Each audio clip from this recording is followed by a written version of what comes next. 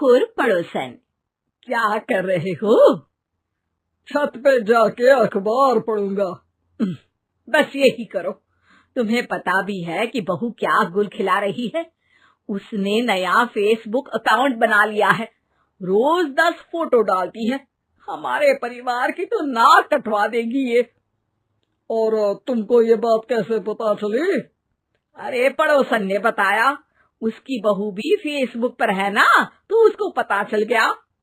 हाँ हाँ, जैसे तुम तो बहुत भोली हो। पड़ोसन रोज सास को उसकी बहू के नाम पर भड़काती थी। आज तो आपकी बहू कह रही थी मुझसे आके कि आप दिन भर खाती रहती है, खा खा के घटोत्कच हो गई है। क्या? उसने मुझे घटोत्कच बोला? अरे वो खुद ना कटी सुपर्णखा है। आप कह रही हो तो सही होगा, लेकिन आप उसको बताना मत कि मैं ये सारी खबरें आपको देती हूँ। शाम को जब बहू पड़ोसन के पास जाती है, आज तो तेरी सास तुझे सुपर्णखा कह रही थी, कल ताड़का भी कह देगी। पता नहीं इतनी अच्छी बहू मिली है, फिर भी वो तुझे राक्षसनी क्यों समझती है? आप कितनी अच्छी हैं।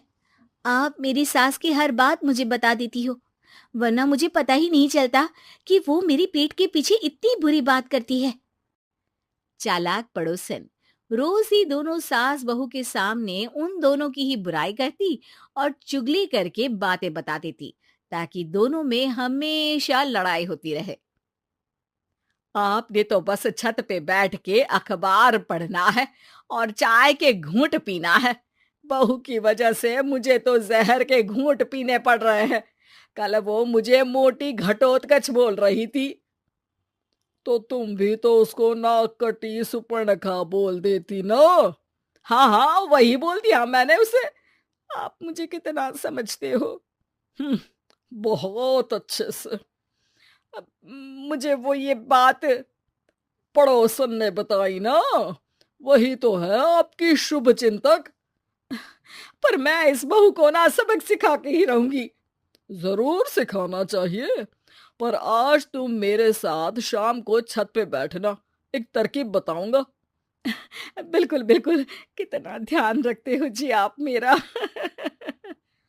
मैं ना सब ध्यान रखता हूँ। शाम को जब सास और ससुर छत पर बैठे होते हैं कि यहाँ खड़ी हो जाओ, यहाँ से ना तुमको पता चल जाएगा कि बहू की अगली चाल क्या है। अच्छा, कैसे? सवाल मत पूछो, जैसा कह रहा हूं वैसा करो। थोड़ी देर में ही छत पे बहू की आवाज आने लगती है।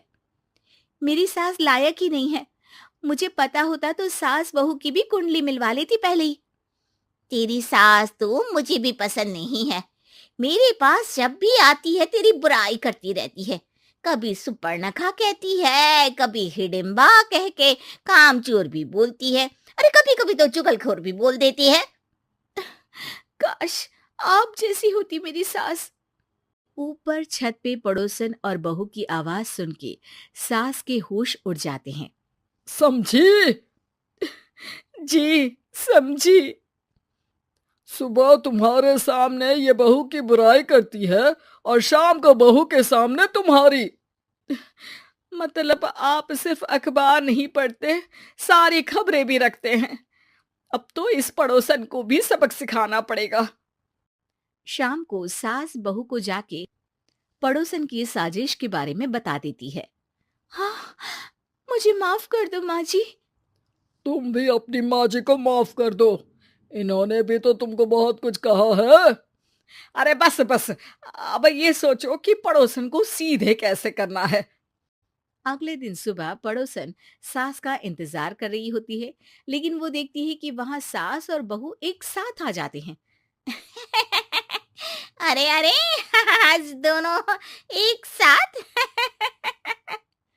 हाँ, सोचा कि बहू की पीठ पीछे बुराई करने से क्या फायदा, मुंह पे ही बोलती हूँ मैं। हाँ, मैंने भी सोचा आपको 2 बार मेहनत करनी पड़ती है, एक ही बार में काम खत्म कर लोगी। हैं? वो मैं आप लोगों को कैसे पता चला? क्योंकि ऊपर वाला सब देख रहा है।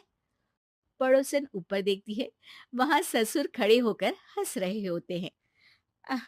मतलब आप हमारी बातें सुन लेते थे? हाँ, सुन लेता था और मजे भी लेता था।